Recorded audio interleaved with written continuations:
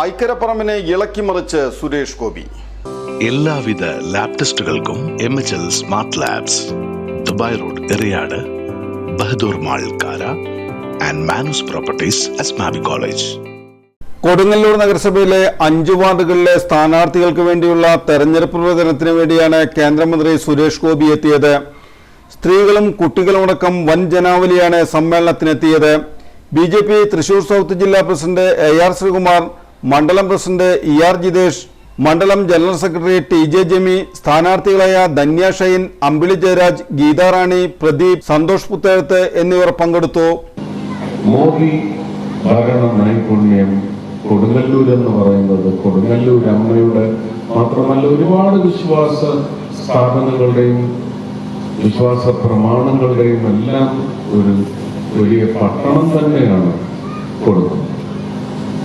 കൊടുങ്ങല്ലൂരിന്റെ ഭാവി അടുത്ത വർഷം കൊണ്ട് എന്തായി തീരണം എന്ന് നിങ്ങൾ തന്നെ നിശ്ചയിക്കണം.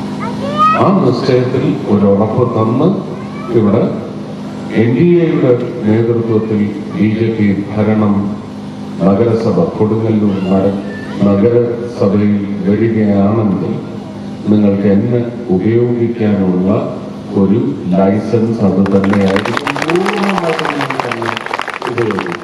എന്നെ കൊണ്ടാവുന്നത് ഞാൻ ചെയ്തു തരാം. ഒരു MP എന്ന നിലയ്ക്ക് എനിക്ക് ഉത്തരവാദിത്വമുള്ള മേഖലയല്ല എങ്കിൽ പോലും ഒരു മന്ത്രി എന്ന നിലയ്ക്ക് മറ്റ് പല വകുപ്പുകളുടെയും കഴിഞ്ഞ ദിവസം തൃശ്ശൂർ വെച്ച് വികസന രേഖ പ്രകാശനം ചെയ്തു. എല്ലാവരും വികസന രേഖയൊക്കെ കാണിച്ചു. എന്താണ് ഇത്, എന്തിനു വേണ്ടിയാണ്? ഇന്നലെ അത് തെളിയിച്ച് മിനിഞ്ഞാന്നത് തെളിയിച്ചും കൊടുത്തിട്ടുണ്ട്. കൃഷി കാര്യങ്ങൾക്കും റൂറൽ ഡെവലപ്മെന്റ്, ഗ്രാമ വികസനത്തിന് ശ്രീ ശിവരാജ് സിംഗ് ചൗഹാനെ കണ്ട് ആ വികസന രേഖ അദ്ദേഹത്തെ ബോധ്യപ്പെടുത്തിയിട്ടുണ്ട്.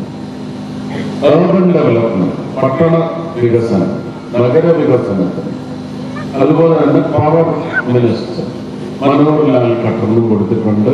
കേന്ദ്രത്തില് ധനമന്ത്രി നിർമ്മല സീതാരാമനും ആ രേഖ എത്തിച്ചിട്ടുണ്ട്. നാളെ കൊടുങ്ങല്ലൂരിന്റെ വികസന രേഖ പ്രകാശനം ചെയ്യപ്പെടുവാൻ പോവുകയാണ്.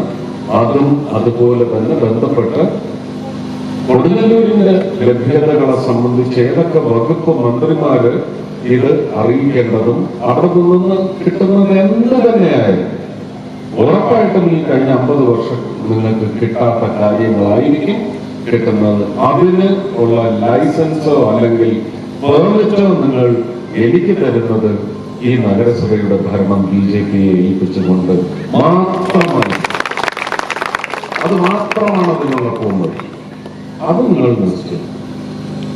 കാരണം രാഷ്ട്രീയം ഒന്നും ഞാൻ പറയേണ്ട കാര്യമില്ല.